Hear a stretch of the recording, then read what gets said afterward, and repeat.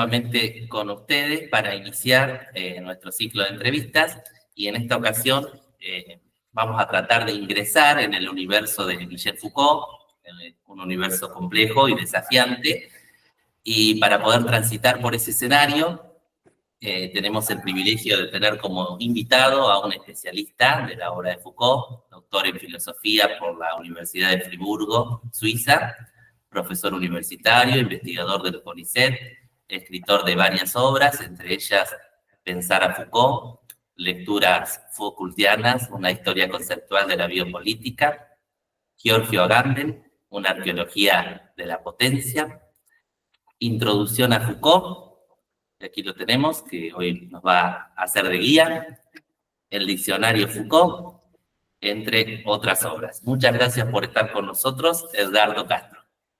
Gracias, Emanuel.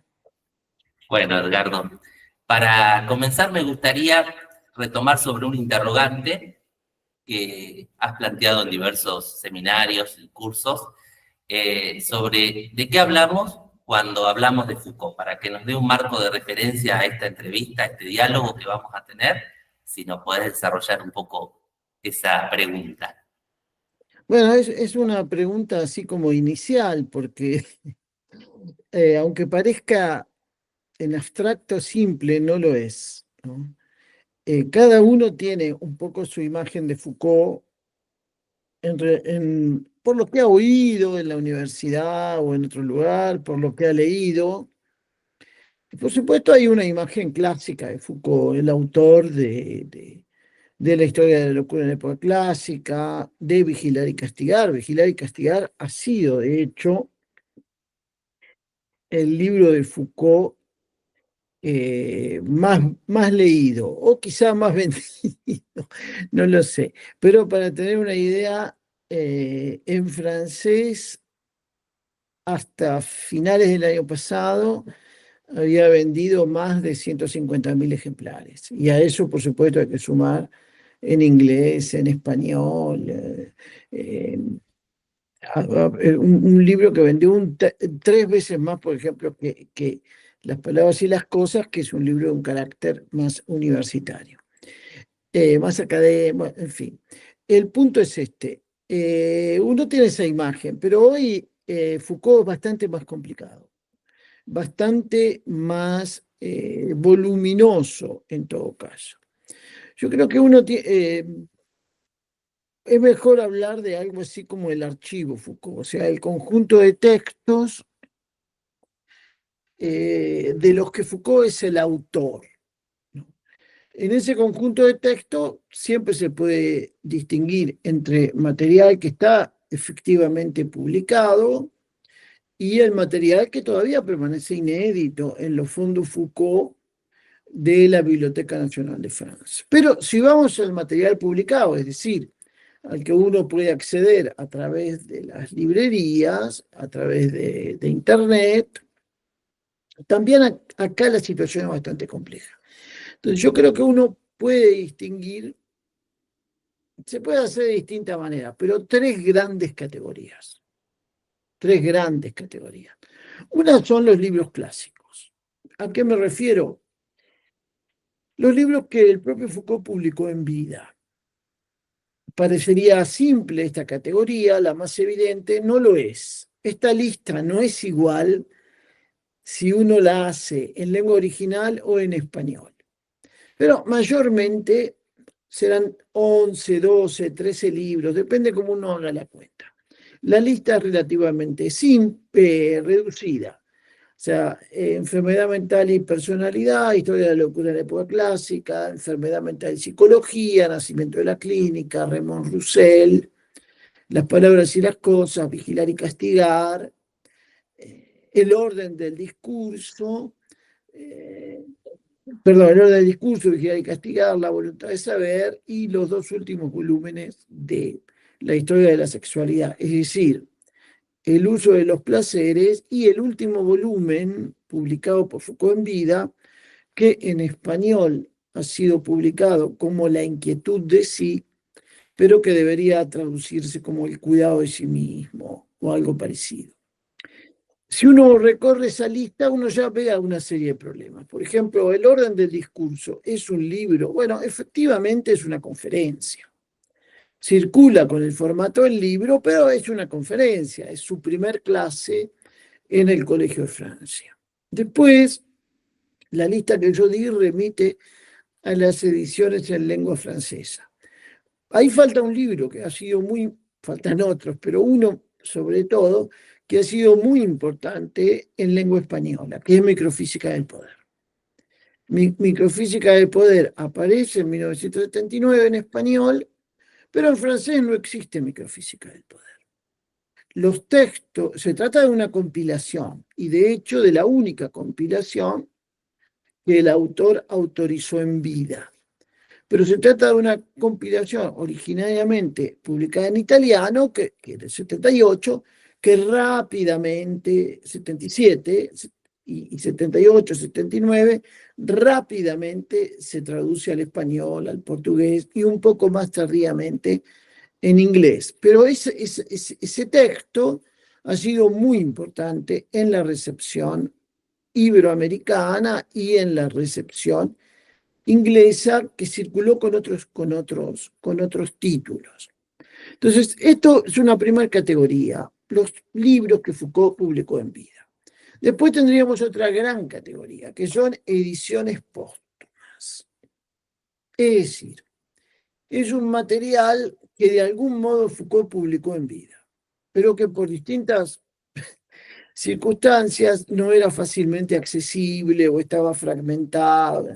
Entonces, a partir de 1994, ya Foucault había fallecido hacía 10 años, se comienzan a hacer ediciones póstumas. Propiamente hablando, no son inéditos en un sentido estricto, porque ese material circulaba. ¿A qué me refiero?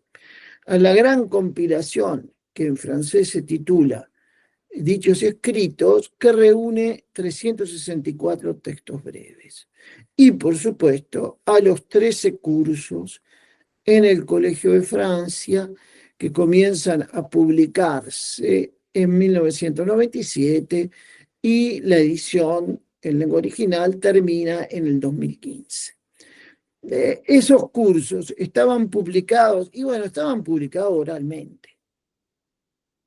De hecho, circulaban grabaciones, había grabaciones disponibles, pero esta ha sido la etapa de las ediciones póstumas, no estrictamente publicación de inéditos. Y una tercera etapa que comienza en el 2018 es la de la publicación de los inéditos, en la que ya van varios volúmenes. Incluso estos días, esto es, el viernes pasado, 30 de mayo, salió un nuevo volumen, un curso de San Pablo de 1965, titulado Arqueología de las Ciencias Humanas. Bueno, acá, ¿de dónde surge este material? Y surge de los fondos Foucault de la Biblioteca Nacional. Aquí hay cursos en Estados Unidos, en algún otro lugar, como Bélgica. Hay material que Foucault tenía preparado para sus cursos, el joven Foucault, digámoslo así. Existe un ensayo juvenil, Fenomenología y Psicología, que todavía no está traducido al español, que era originariamente el proyecto de una tesis de doctorado sobre la fenomenología. Acaba de salir en español, había salido hace un par de años en francés, El discurso filosófico, que es un libro de cuya existencia desconocíamos hasta hace poco, un ensayo completo de Foucault de 1900, escrito en el verano boreal de 1966, en el que Foucault aplica su método arqueológico al mismo discurso filosófico, ya no al discurso de las ciencias humanas, sino al discurso filosófico. O sea, para resumir un poco esto, no marearlos con tanto detalle, hay tres grandes categorías. Libros publicados en vida, reediciones de textos que estaban dispersos o cursos que eran solo accesibles de manera oral, una segunda etapa, y finalmente la publicación de los inéditos. Esta publicación se inicia de inéditos con el famoso cuarto volumen de la historia de la sexualidad, es decir, las confesiones de la carne. Y acá estamos. Todavía falta mucho para publicar, porque en los fondos Foucault hay aproximadamente unas 37.000 páginas y entre ellas una treintena de cuadernos, que es una especie de diario intelectual en el que Foucault registraba sus lecturas e inquietudes, y así lo hizo desde la época de la historia de la locura hasta su fallecimiento. En conclusión, ¿de qué hablamos cuando hablamos de Foucault? Es algo complicado y algo que todavía no recibe una respuesta acabada, porque falta material para publicar. Lo peor que uno puede pensar es que ya sabe de qué se trata. Me encantan los títulos que pone Foucault. Sería bueno analizar cada título que pone y lo que completa después. Algunos incluso son interesantes los libros que no publicó. Por ejemplo, había uno que se hubiese titulado Historia de la histeria, que es un lindo título, ¿no? Pero ese nunca se publicó. Para un próximo trabajo tuyo podrías detenerte en cada título y desglosar ahí el análisis. Y alguno tuvo esa idea, sí.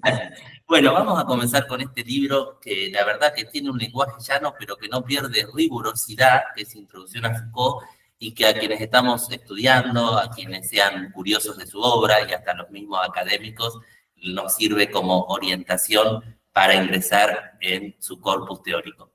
En estos 5 capítulos, que de alguna manera podríamos decir se distribuyen el 1 y el 2 en la década del 50, el joven Foucault, el 1 su relación con la filosofía, el 2 con la psicología y el concepto de locura, y cómo se reinterpreta eso que ahora vamos a hablar.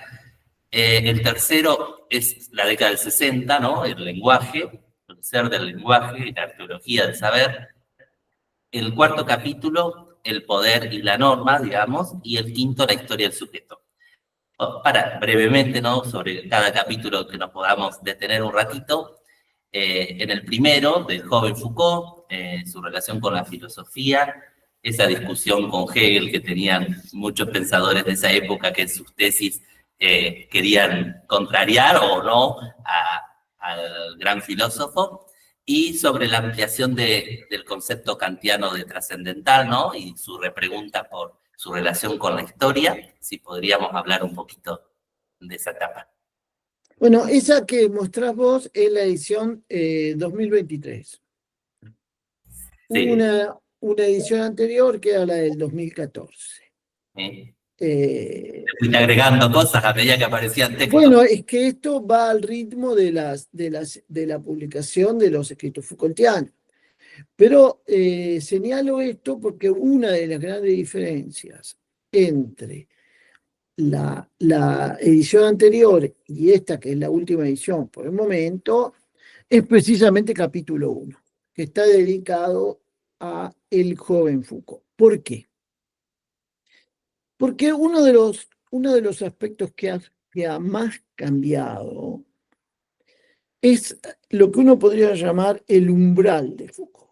A Foucault antes se accedía por el texto de 1954, Enfermedad mental y personalidad, y otro texto contemporáneo que era la introducción a la traducción de un texto del psiquiatra suizo Ludwig Binswanger, El sueño y la existencia. Bueno, este umbral ya no existe, o en todo caso, si ustedes quieren, se ha corrido. Porque ahora nosotros tenemos acceso a esto que podemos llamar el joven Foucault. Que es el título del capítulo. Es una categoría que se ha aplicado es el tema del capítulo, ¿no? El joven Foucault. Es una categoría que se ha aplicado a muchos, Heidegger, Marx, Hegel, pero bueno, también finalmente Foucault. ¿Por qué esto? Bueno, porque se ha publicado una serie de textos Si los ordenamos cronológicamente serían los siguientes. De 1949 tenemos un Foucault que tenía unos 23 años.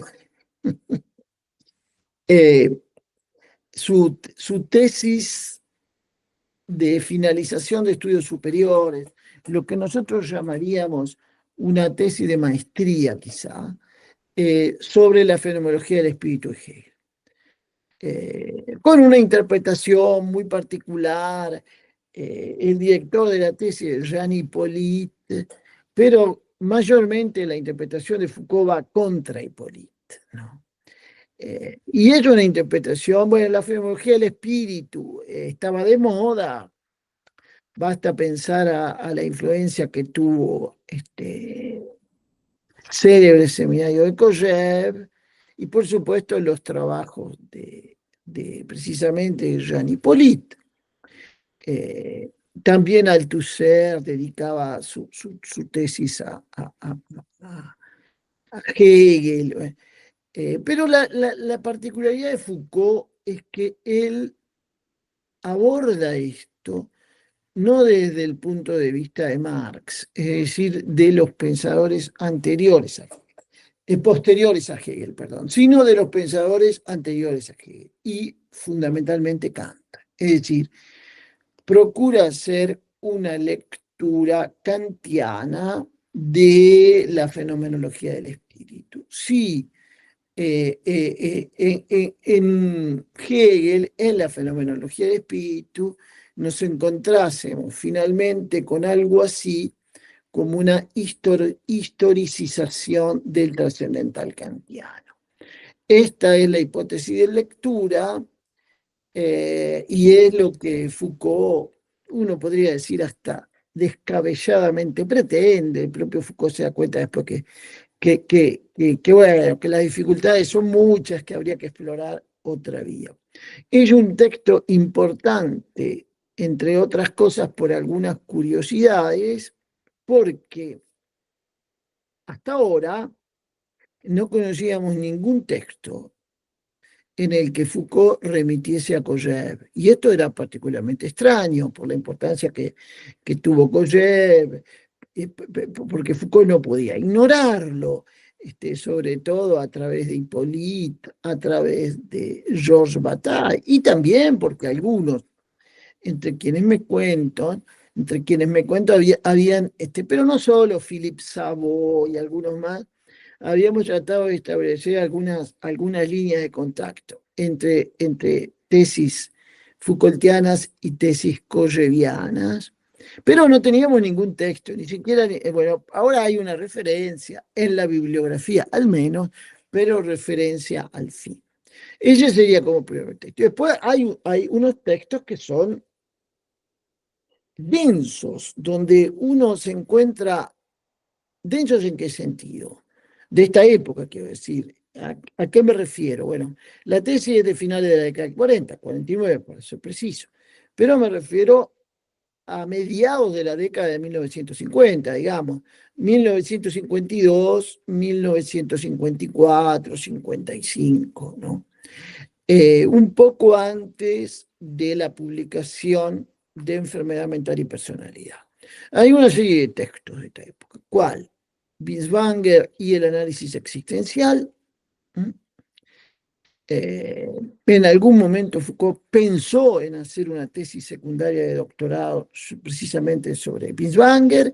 Binswanger era un psiquiatra de moda, competidor de Freud, y Foucault y Sartre, con la diferencia de edad que hay, eran críticos del psicoanálisis freudiano por sus elementos naturalistas a los que pretendía y ellos consideraban, Binswanger pretendía sustraerse. Y Foucault considera un poco esto. Después Foucault también es crítico. Bueno, hay un trabajo hecho, Binswanger y análisis existencial, es decir, la filosofía en este método terapéutico que estaba de moda en la época, ¿no? Después hay esto que podría no lo sabemos con total precisión, pero es esto, ¿no? El proyecto de una tesis sobre la fenomenología. El texto se llama Fenomenología y Psicología y es una interpretación sobre algunas cuestiones fundamentales del pensamiento de Husserl, sobre todo de esto que constituía una clave de interpretación para los filósofos franceses, no solo para Foucault, también para Derrida, también para Merleau-Ponty, también para Paul Ricoeur. Esto es la noción de mundo, porque en todos ellos había tenido una influencia, diría yo, casi determinante, el célebre artículo de Eugen Fink de 1933 sobre la fenomenología y la crítica contemporánea. La tesis de Fink era eso, que el problema fundamental de la fenomenología era la cuestión del mundo. En fenomenología y psicología hay un amplio desarrollo sobre esto, sobre la génesis en la fenomenología de la cuestión del mundo y algunas cuestiones críticas también respecto de Husserl, pero, y esto quizá hay que subrayarlo, respecto de las apropiaciones francesas de Husserl. Esto es Merleau-Ponty y Sartre. De tal manera que uno ve en la tesis sobre Hegel, en fenomenología y psicología, un joven Foucault que quizá animado por algo que no lo abandonará nunca, no deja de ser crítico, incluso respecto de sus maestros y de los maestros reconocidos de la época. Otro trabajo de esta época es la cuestión antropológica. Este texto salió el año pasado en español. Es, ¿qué es? Es el material de un curso. No es el curso como tal, sino el material del curso de los años 54, 55, que Foucault habría dictado en la Universidad de Lille y en la École Normale Supérieure, sobre esto, cómo se origina la antropología en un sentido filosófico, la cuestión antropológica. El tema y la cronología son muy cercanos a las palabras y las cosas, es decir, en la época clásica, entendámonos en las categorías de la historiografía francesa, porque no es solo Foucault, la expresión época clásica se usa no solo para los griegos y los romanos, sino para los siglos XVII y XVIII, porque es la época clásica de la literatura francesa. En la época clásica, la antropología no existía ni podía existir, el hombre no existía, dice en las palabras y las cosas. Esta posibilidad se abre hacia finales del siglo XVIII y comienza a deshacerse con la irrupción en la cuestión antropológica de Nietzsche hacia finales del siglo XIX, etc. O sea, época clásica, modernidad, contemporaneidad, inexistencia de la antropología, disolución de la antropología. Como en tantos otros textos, esto es notable, Foucault, a que uno lo considera y no deja de ser verdad esto, un filósofo de lo contemporáneo, o sea, de nuestro presente, así, autor de algo así como una ontología del presente, de nosotros mismos o cosas así. Todo esto es cierto, sin duda, pero lo cierto es que también es que Foucault mira lo contemporáneo desde la época clásica. O sea, desde los siglos XVII y XVIII. Esto es claro en la historia de la locura, se titula, de hecho, en la época clásica. Esto es claro en Nacimiento de la Clínica, porque la medicina clínica es contrapuesta a la medicina de las especies de la época clásica.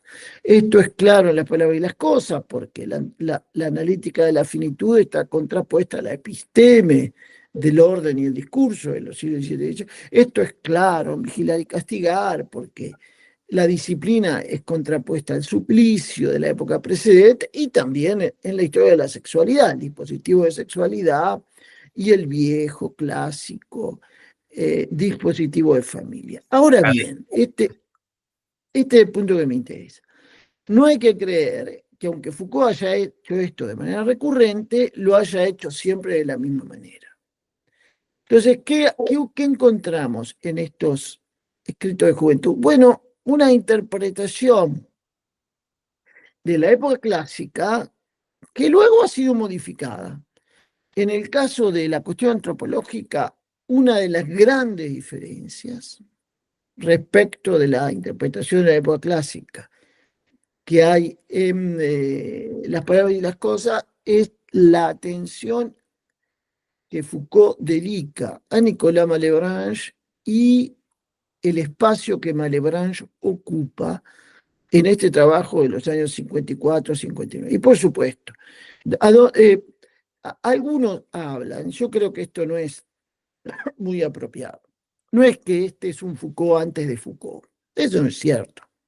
Siempre de Foucault se trata. Es un Foucault en un diálogo intenso con los filósofos, con la tradición clásica alemana sobre todo. Kant, Hegel, Nietzsche. Y con la tradición clásica francesa, Descartes, Malebranche. Es el laboratorio filosófico de Foucault. Lo que uno descubre en estos textos, más que un Foucault, digámoslo así, diacrónico, que pasa de una etapa a otra, a mí me gusta verlo como un Foucault sincrónico. Esto es como un infieri vertical. Uno ve lo que Foucault lee y qué es lo que hace con eso que lee. Y eso es para mí una especie de laboratorio Foucaultiano que trato de describir en este capítulo 1, muy resumidamente. Uno siempre quisiera ser más explícito, pero una buena introducción, suelo decir esto a mis estudiantes, tiene que ser no solo clara, sino también breve. Y esto es un problema. Para detenernos, bueno, en el capítulo 2, pero bueno, yo tenía acá en el diccionario y creo que una palabra clave es la importancia de la historia, Foucault, ¿no? Que él hace una filosofía a través del análisis de la historia para diagnosticar el presente que vivimos. En el capítulo 2 ingresamos en que algo hablaste antes, en la mirada de la psicología, el concepto de locura, de esa discusión entre la parte del psicoanálisis biologicista y de los análisis existenciales, y cómo a través de la historia, de alguna manera, el concepto de locura lo reinterpreta, ¿no? Analizando cómo la filosofía y la psicología hablan de ese concepto. Y el tema bueno, de lo asilar, si podemos desarrollar un poquito el capítulo 2. Más que la psicología, o sea, Foucault es alguien que ha estudiado filosofía, obviamente, y que también hizo no solo su licenciatura recién creada a la época, a la época en psicología, sino incluso dos especializaciones en el ámbito de la psicología, específicamente en la psicopatología. Ha enseñado psicología, sus inicios en la enseñanza universitaria fueron en el ámbito de la psicología y ha trabajado como psicólogo en, en un, en un reparto dedicado al encefalograma y también en en un servicio penitenciario, en una dependencia psicológica, un servicio penitenciario, y ha asistido a lo que fue la cuna, los orígenes de la revolución de los neurolépticos. En alguna carta personal a Aarón,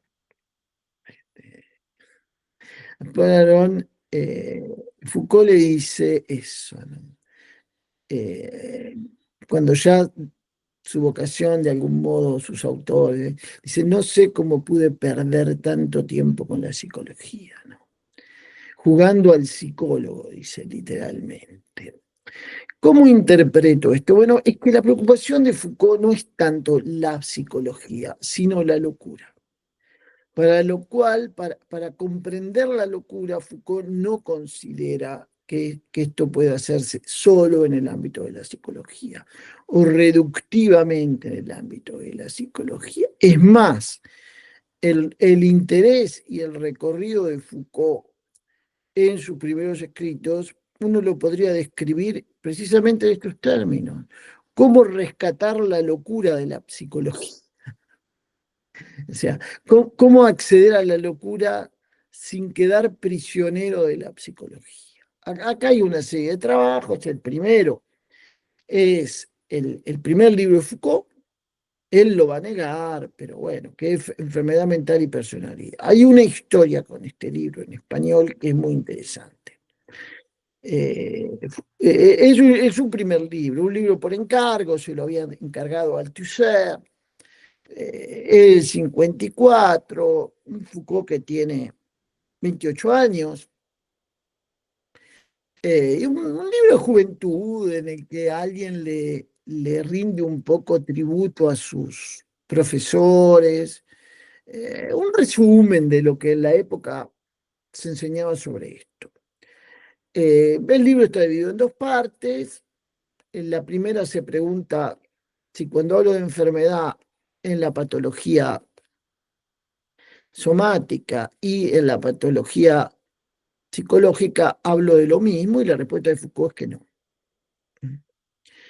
Y la segunda parte, Foucault concibe la locura como una forma de alienación y trata de explicar el origen de la locura, eh, como una interiorización de la alienación social. O sea, como uno pasa de la alienación social a la alienación mental, sería el problema, para lo cual Foucault recurre a la psiquiatría soviética, específicamente a Pavlov.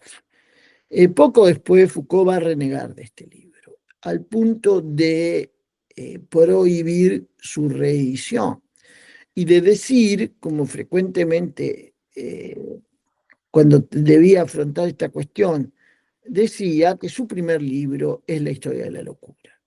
Foucault desconoció este libro, pero este libro fue el que circuló mayormente en español. En francés no se conseguía. Sí, en español se lo tradujo relativamente rápido una psicoanalista rosarina en Argentina, y lo publicó Paidós. Algunos años después, en 1962, hizo una reedición con un título parecido, Enfermedad Mental y Psicología. Ese texto era el único que circulaba en francés, este del 62, porque el otro, Foucault, había, como digo, prohibido la reimpresión. Pero en español la situación hasta hace poco era exactamente al revés. Solo circulaba el primero y no se conseguía el segundo, porque la editorial quizá no se dio cuenta que eran dos libros distintos o parcialmente distintos. Paidós hace poco hizo una edición de Enfermedad Mental y Psicología, pero circulaba solo el primero. Un libro, como digo, del que Foucault renegará, marcado por una impronta pavloviana, marxista, qué sé yo qué.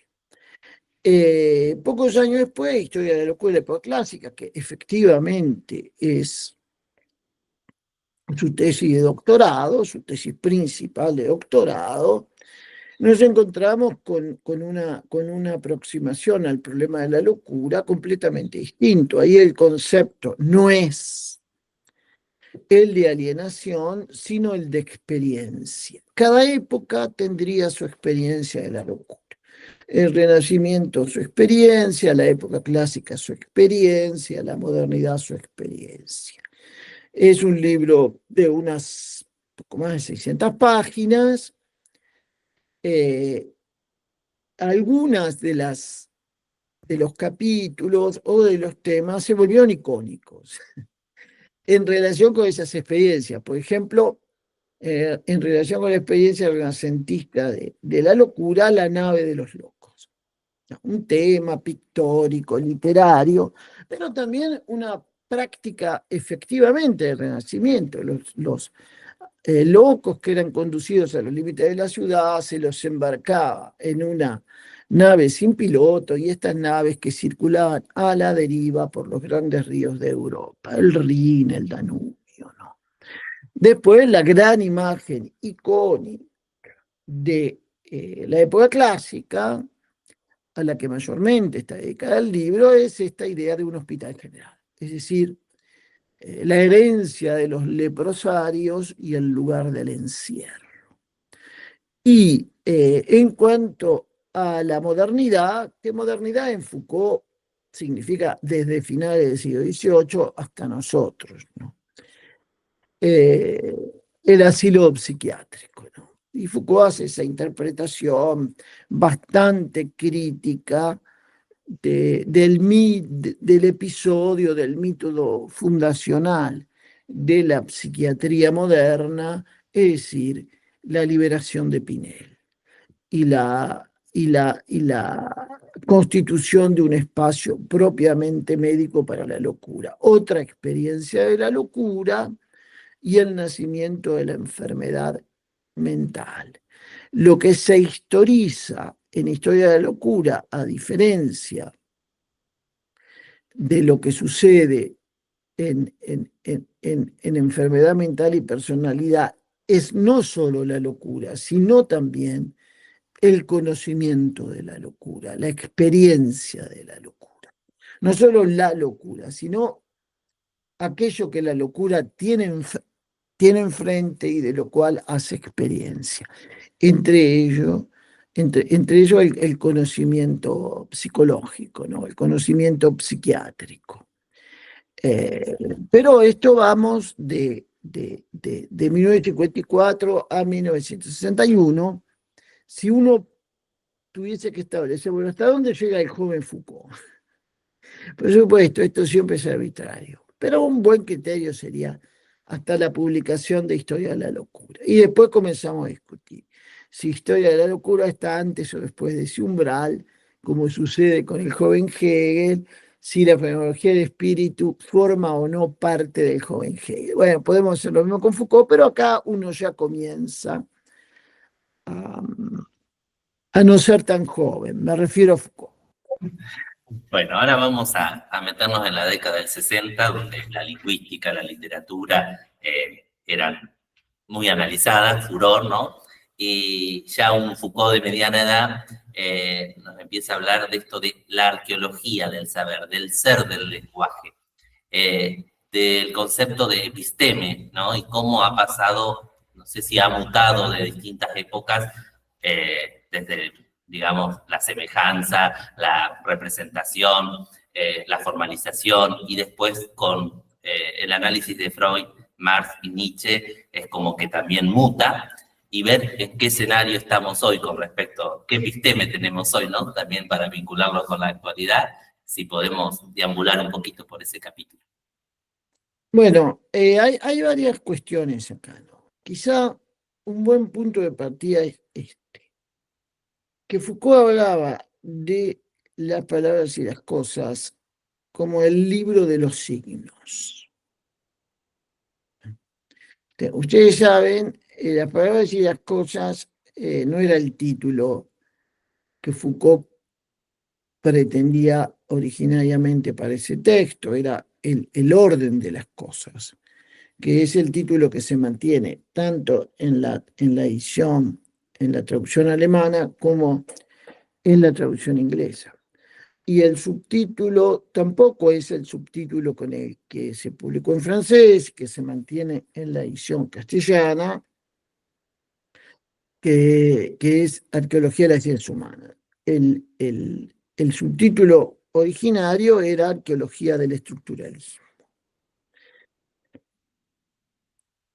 Pero el libro, Foucault hablaba de este libro como el libro de los signos. Entonces acá hay algo que es para mí fundamental, una clave de toda esta década en términos generales, la del 60 en cuanto concierne a Foucault. Que sea respecto de Nietzsche, sea respecto de Freud, sea respecto de Marx, y también algo sobre lo que hoy sabemos que tenemos que enfatizar mucho más por los textos de la década anterior, también respecto de Husserl, el problema de Foucault es el estatuto de los signos.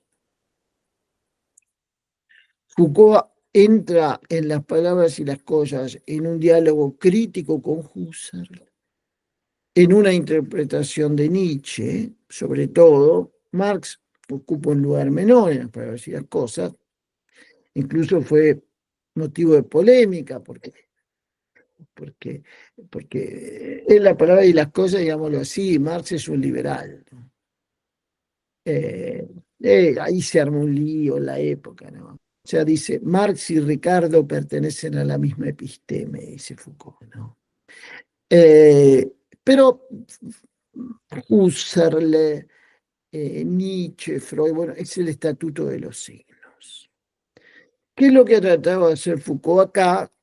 Bueno, escapar de dos posibilidades. Una es la filosofía, la fenomenología de los signos. Esto es pensar que la problemática del signo se subordina a la de la significación.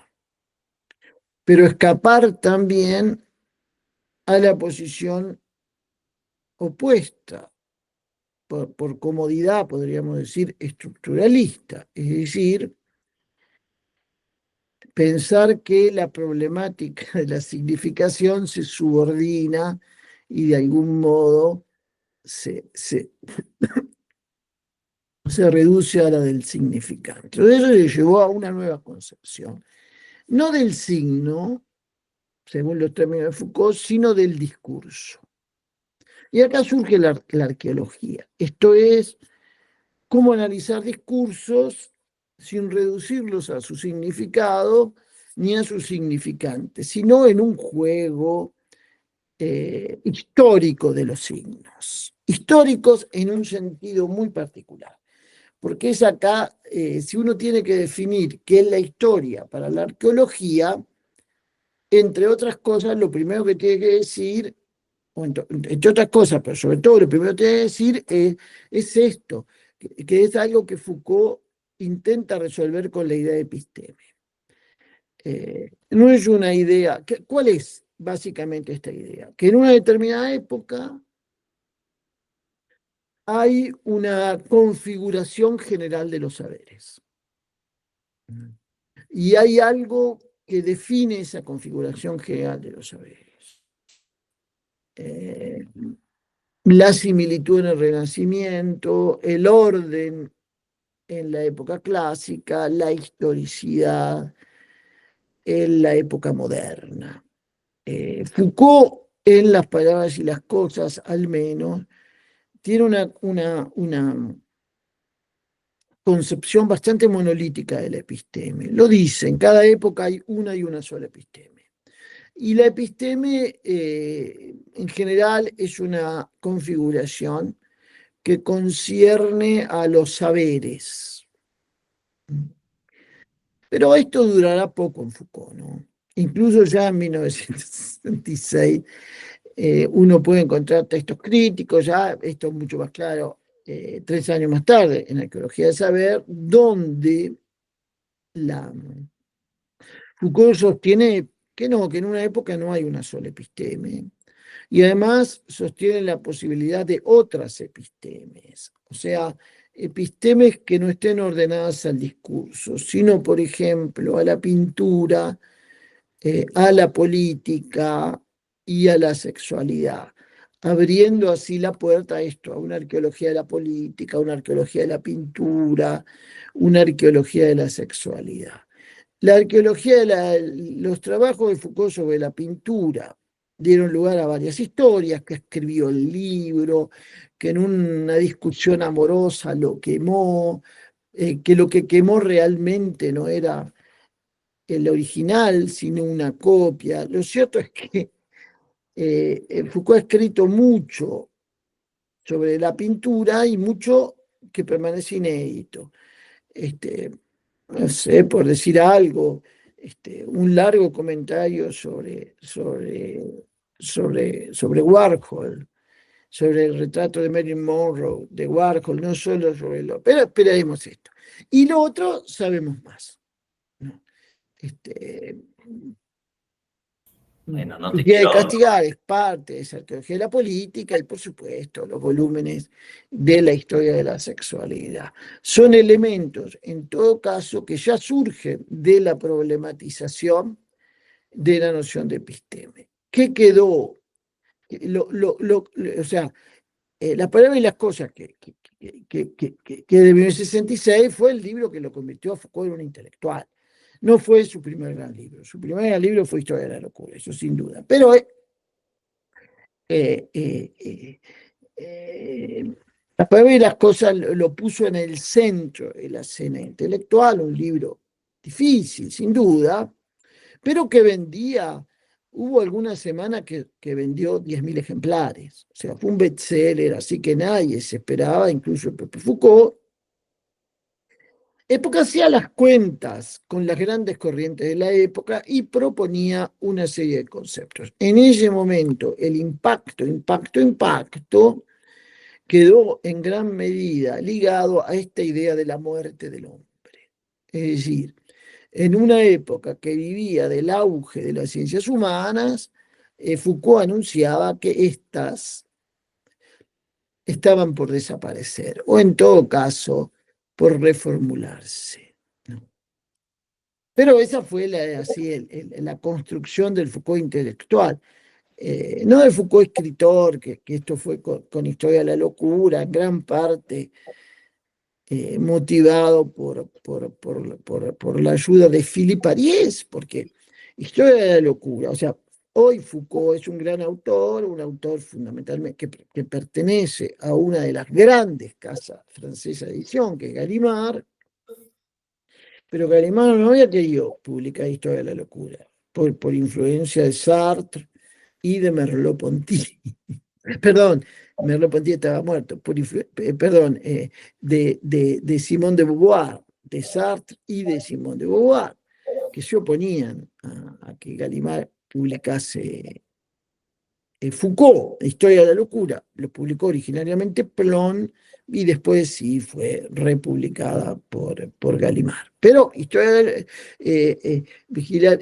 perdón, la palabra de las cosas, sí, el texto que publicó Gallimard y se convirtió rápidamente en un bestseller. Y hoy que estamos hablando mucho de la lucha por los sentidos, la disputa por los sentidos, la batalla cultural, ¿de qué manera la interpretación, ¿no? El concepto de interpretación en Foucault no es una decodificación pasiva, sino que se presenta como un combate, digamos? Foucault es alguien que le gustaba deconstruir lugares comunes. En la época de la palabra y las cosas era fundamentalmente el humanismo. O sea, la muerte del hombre sonaba como el fin de la historicidad marxista, el humanismo. Por eso toda la polémica en torno a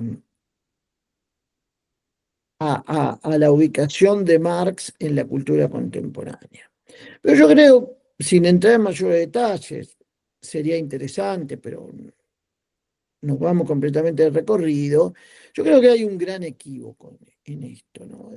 O sea, de Foucault, eso, ¿de qué hablamos cuando hablamos de Foucault? Hay como, hay como dos estereotipos. Uno es que es una especie de superhéroe, que anticipó todo lo que viene. Y otra es que es una especie de archivillano, que es el culpable de todo lo que nos sucede. Ni lo uno ni lo otro. Hay un contrasentido en convertir a Foucault en una especie de pensador, como se dice hoy, woke. Porque si hay algo que en Foucault es prácticamente imposible, es una política identitaria. Foucault ha sido crítico de eso siempre, ¿no? No solo en términos culturales, es decir, sino aún de la idea misma de sujeto. Vuelvo sobre la cuestión del humanismo. parece que hay muchos malentendidos. Me metería en el tema, pero para No, hacerlo de manera va a dar para correcta largo. necesitamos un tiempo. Me parece que mejor dejarla picando, pero creo que acá hay una serie de malentendidos. No siempre bien intencionados. Vamos al cuarto capítulo, que el poder y la norma, para ir culminando la entrevista, no te quiero quitar más tiempo, y un poquito que nos hables de disciplina, de biopoder, biopolítica, y la aparición de este nuevo personaje político que vendría a ser la población, como para que quienes estamos estudiando podamos entender estos conceptos. Mira, en la década del 70, o sea, de 1975, es Vigilar y Castigar. Se cumplen este año, o se cumplieron, porque el libro aparece un 9 de febrero, 40 años, 50 años, perdón. Eh, Voy a decir algo que no es una idea mía, sino de una serie de autores, Michael Balzer y Bernard Arcourt, con lo que yo coincido. Esto es, si el Leviatán de Hobbes es el texto que inaugura la teoría política moderna, Vigilar y Castigar es el texto que inaugura la teoría política contemporánea. Hoy es imposible no decir algo, no tenerlo en cuenta dentro de la teoría política contemporánea. Hay una serie de razones que frecuentemente se dan al respecto, pero que a mi modo de ver deben ser algunas revistas, o sea, reconsiderables, y otra al menos modular. Pero comencemos diciendo esto. Vigilar y Castigar, el secreto del libro está en la conjunción. O sea, ¿por qué la vigilancia se convierte en una forma de castigo? El problema no está en la idea de castigo, el problema en la idea de vigilancia, sino en el I. ¿Por qué es vigilar y castigar? El subtítulo de la obra es El nacimiento de la prisión. ¿De qué se ocupa Foucault? De nuevo, de cómo la técnica de castigar ha evolucionado desde la época clásica a la modernidad, del siglo XVIII al siglo XIX. En términos punitivos, diríamos, del suplicio a la cárcel. El libro contrapone y busca explicar en términos no humanistas el pasaje del suplicio, es decir, de la punición corporal cruel, sangrienta, el suplicio de Damián, ¿no? Que narra el libro maravillosamente en sus primeras páginas, este individuo que había atentado contra la vida de Luis XIV, que es condenado a ser conducido a una plaza, le tienen que atenazar las tetillas, los tendones, arrojarle metal y azufre ardiente, descuartizarlo, quemarlo y arrojar sus semillas, sus cenizas.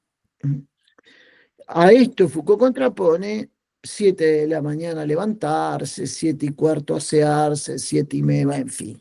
De tal hora trabajo, a tal hora almuerzo, es decir, un empleo del tiempo de una casa de detención de jóvenes en París. Entonces, ¿cómo pasamos del suplicio al empleo? ¿Cómo pasamos a esto? Eh, ¿Se trata del cuerpo?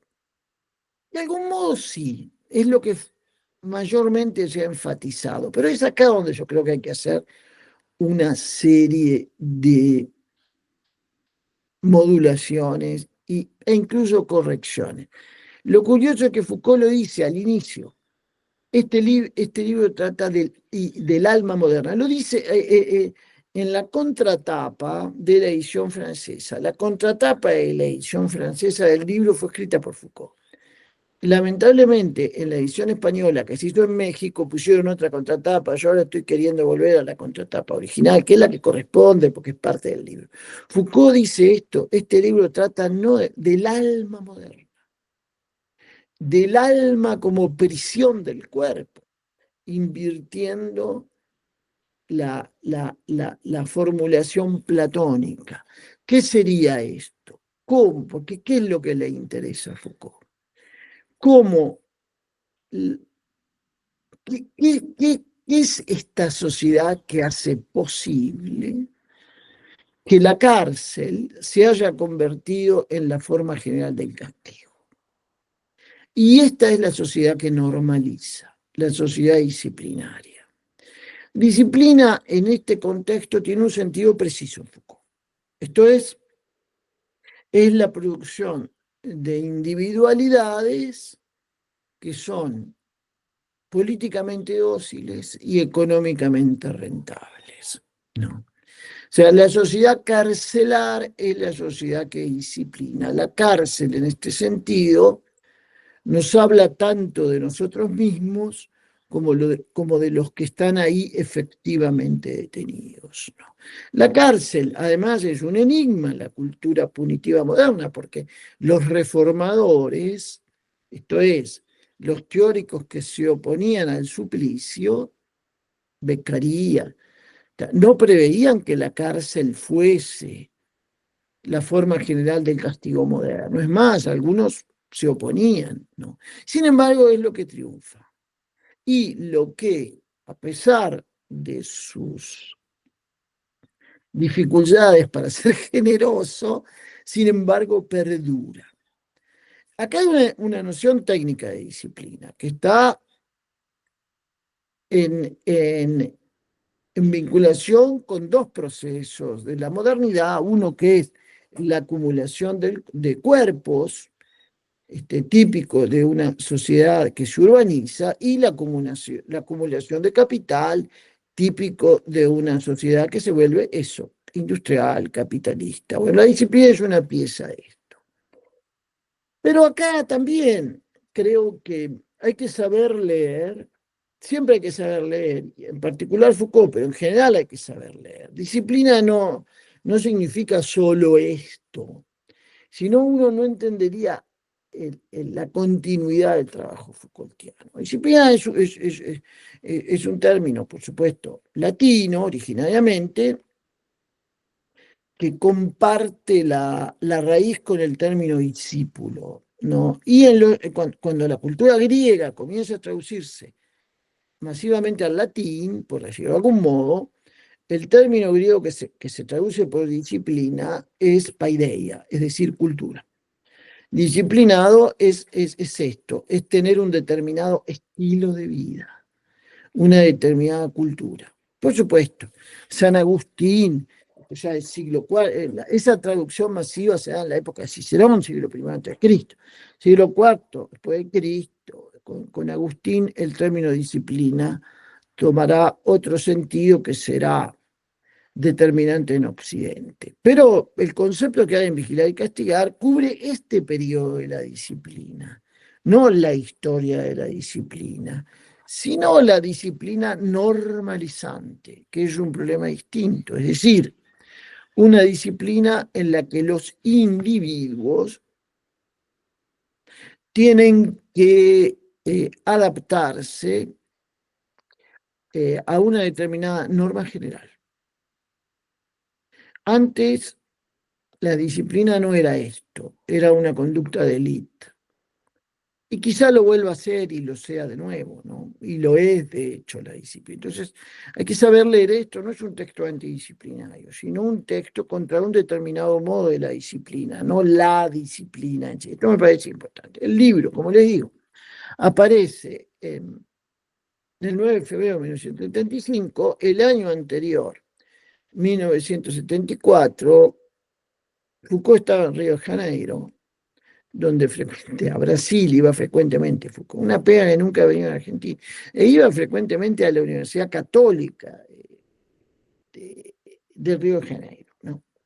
Tiene una serie de conferencias, invitado en este caso por la Organización Mundial de la Salud. Y no, la Organización Iberoamericana de la Salud, que será una filial de la Organización Mundial de la Salud. Y un ciclo de conferencias, la segunda conferencia se titula El nacimiento de la medicina social. En esa conferencia, Foucault, por lo que sabemos, el texto de la conferencia aparece publicado unos años más tarde, en 1977, pero si nos remitimos a la conferencia en sí, en esa conferencia Foucault introduce por primera vez el término biopolítica. No es un término nuevo, este término existía, pero Foucault lo reintroduce y le da un significado particular, que lo convierte por algunos años, ¿cuántos? 5 años, del 74 al 79, en uno de sus tópicos de trabajo, es decir, del nacimiento de la medicina social al curso nacimiento de la biopolítica. El poder o las modalidades del poder ha sido el tema recurrente de Foucault en estos años. El esquema uno lo podría ordenar de este modo. Primero pondría la idea de biopoder. Acá hay algo central para Foucault. El poder se ocupa fundamentalmente de la vida. La ideología es un medio, la finalidad es la vida, el gobierno de la vida. Es la constitución de un biopoder. Ese biopoder tiene 2 ramas.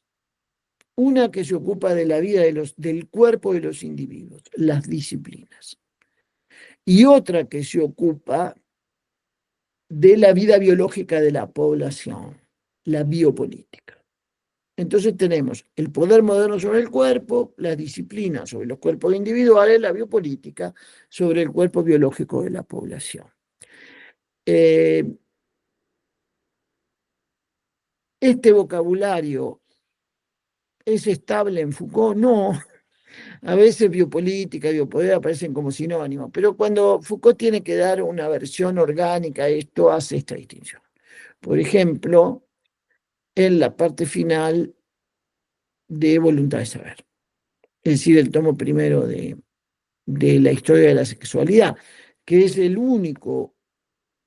la única parte en sus libros publicados en vida, y esto es muy importante, en sus libros publicados en vida, donde Foucault trata de esta problemática de la biopolítica, que para Foucault es una noción positiva. La biopolítica en otros autores, estoy pensando, obviamente, en Agamben, es otra cosa. En Foucault es mejoramiento de la vida, potenciación de la vida. La biopolítica, de hecho, se hace posible desde el momento en que comenzamos a vacunar. Es decir, Europa logró convertir las pandemias en endemias, ¿no? En la época de la Revolución.